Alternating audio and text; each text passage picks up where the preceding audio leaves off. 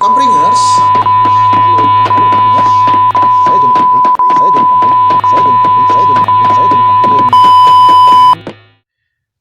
Halo Kampringers, saya Joni Kampring, badut yang tidak bisa melucu. Kampringers, apakah Anda termasuk dari orang-orang yang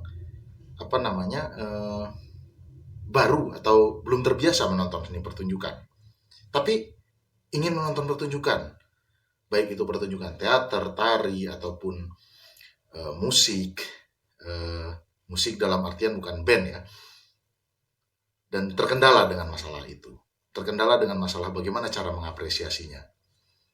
Berikut saya akan memberikan tipsnya. Tapi sebelum saya memberikan tips, sekali lagi ditonton sampai selesai ya. Terus kalau bisa di komen, di like, terus di share, dibagikan, juga di subscribe. Nah, bagaimana nanti tips-tipsnya? Kita mulai.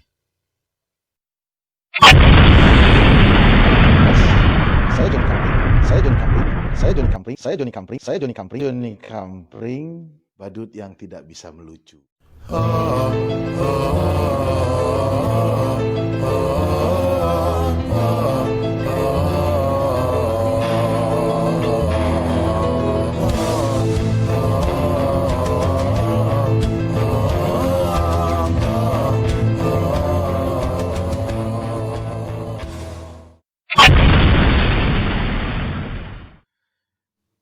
Kampringers, tips pertama bagi Anda yang ingin mulai mengapresiasi seni pertunjukan dengan datang menonton langsung ke gedung pertunjukan adalah tahu dulu siapa yang Anda tonton atau apa yang Anda tonton.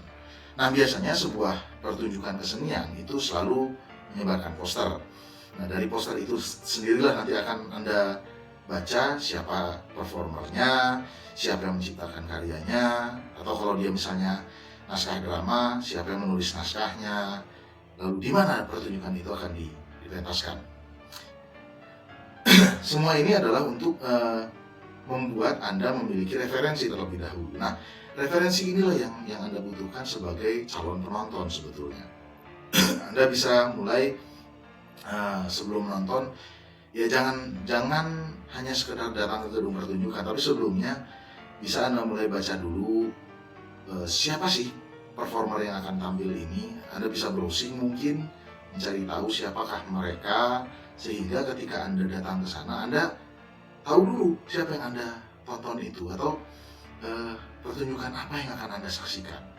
Jadi, usahakan sebelum menonton pertunjukan dan setelah membaca poster yang ada di pertunjukan, lalu Anda ingin mendatangi gedung pertunjukannya untuk menonton pertunjukan, biasakan juga untuk mulai mencari referensi dasar tentang siapa performer yang akan tampil, pertunjukan apa yang akan mereka bawakan, dan kira-kira mengenai apa pertunjukan itu. Jadi Anda sudah punya gambaran dulu secara gagasan apa yang akan Anda saksikan.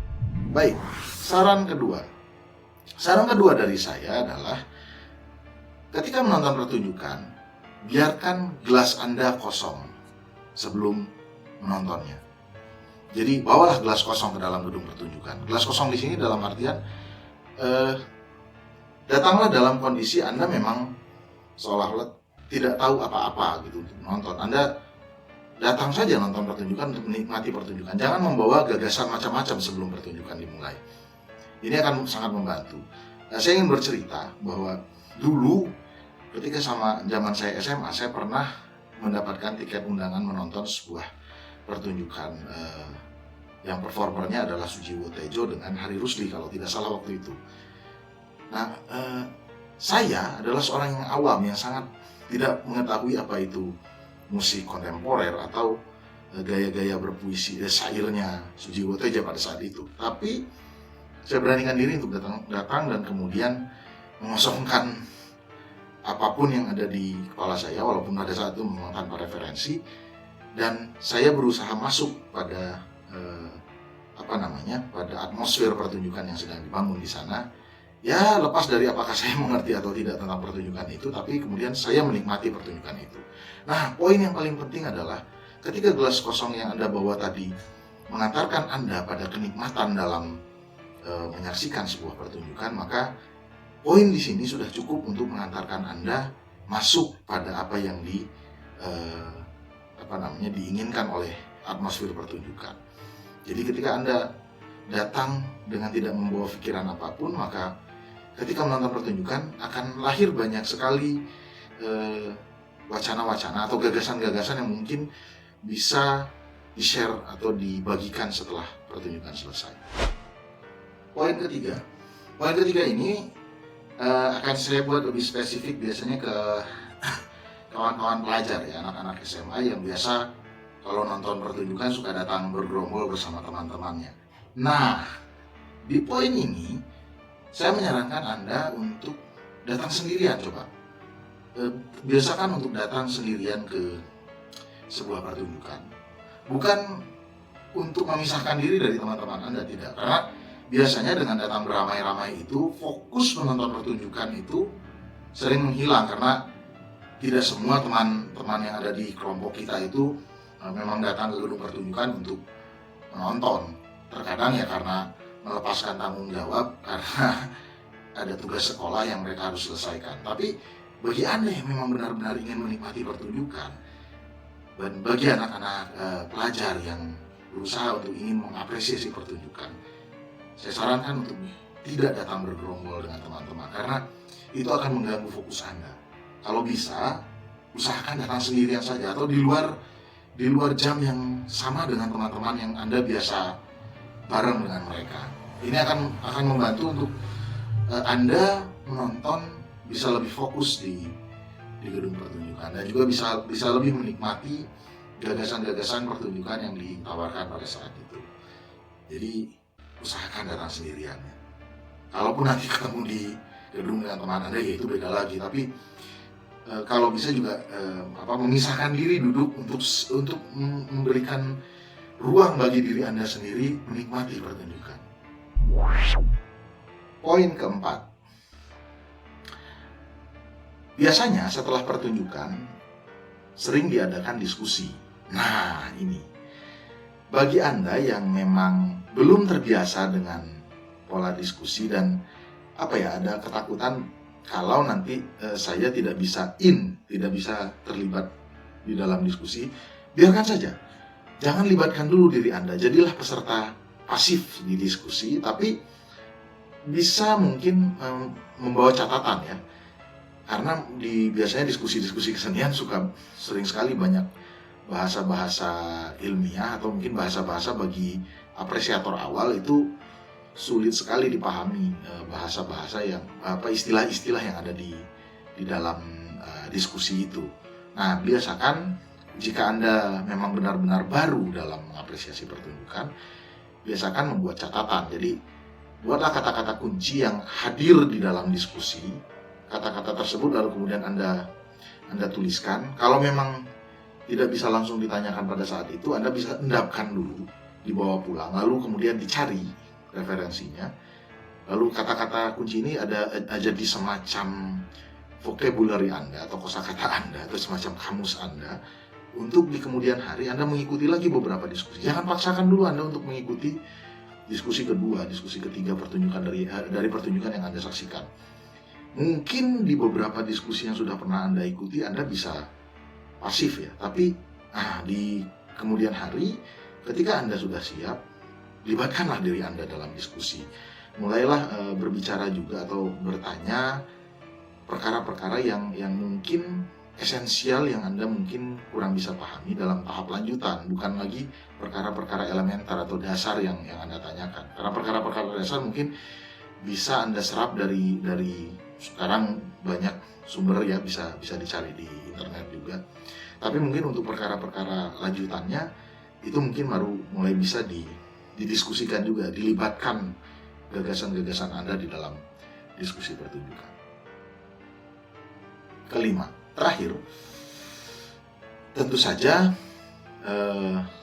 dalam proses untuk menjadi apresiator yang komplit, yang baik, yang memang Anda sendiri mungkin tujuannya adalah bisa menyaksikan terus-menerus, bisa mengapresiasi terus-menerus pertunjukan kesenian. Tentu saja yang harus dipertajam adalah referensi. Walaupun mungkin ada pernyataan bahwa saya bukan orang kesenian, jadi ngapain juga saya harus belajar kesenian. Oh, tidak juga. Artinya bukan harus memperdalam keseniannya, tapi memperdalam referensi. Misalnya Anda tahu betul berapa banyak biasanya satu gedung pertunjukan itu, misalnya gedung A dan gedung B itu berapa banyak jumlah penonton yang bisa ditampung. Atau untuk pertunjukan musik misalnya lebih pantas di bentuk gedung yang seperti apa. Atau drama itu enaknya di jenis panggung proscenium atau arena misalnya. Itu pengetahuan dasar yang memang harus dimiliki juga oleh seorang penonton, sehingga dia tahu betul nanti ketika datang, oh pertunjukan ini ada di proscenium, saya harus duduk di sebelah mana misalnya, supaya saya bisa mendapatkan perspektif yang nyaman untuk menonton. Misalnya di arena juga saya harus duduk di sebelah kiri, kanan, atau depan aktor nanti, supaya saya mendapatkan jarak pandang atau jarak estetis yang saya butuhkan untuk menontonnya.